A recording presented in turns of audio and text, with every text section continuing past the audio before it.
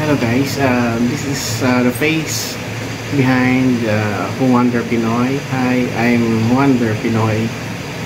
Maraming salamat sa tulong niyo po sa akin para ma-monetize ang aking channel.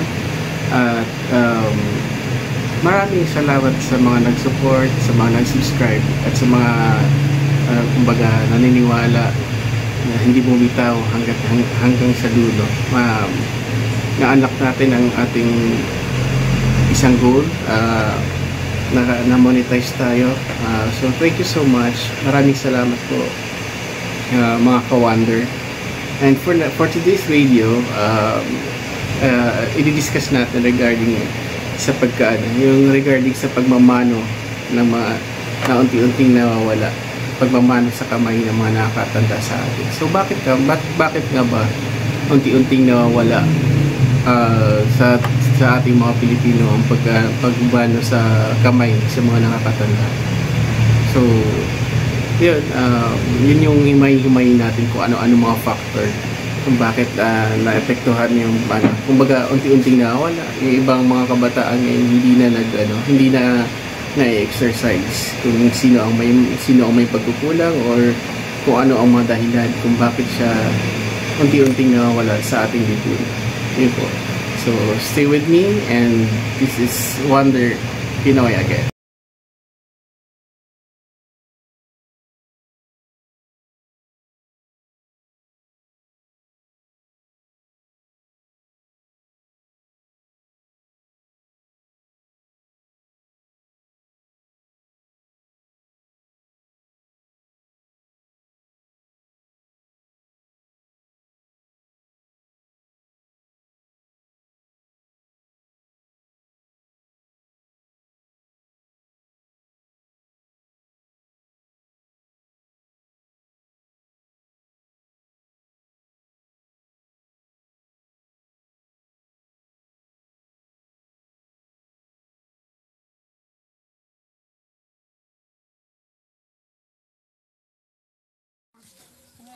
Amen.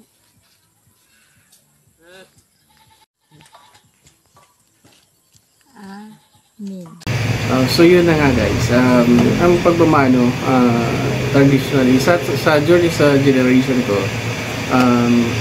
makakita kami ng mga nakakatandang tao kahit na hindi naman kamag-anak, basta kumbaga mga kakilala or something ng mga kapitbahay, automatic na nagmamano kami. Pero sa mga generations natin ngayon, parang unti-unti na siyang hindi na-exercise.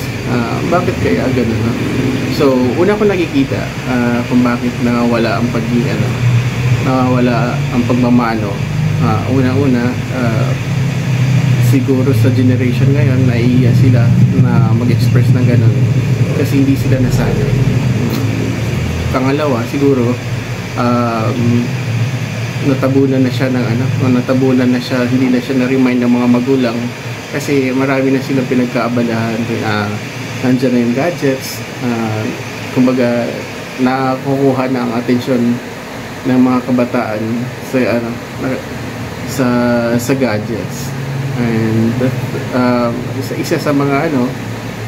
din sa mga naisip ko na dahilan kung bakit nawala na iyon, siguro sa loob ng tahanan natin hindi na-exercise ang ganong gawi or kaugalian or kagawian nating mga Pilipino. So yun, kasi diba sabi nga sa akin ng mga lolo't lola ko, lahat naman ng iyan ay nagsisimula sa bahay natin.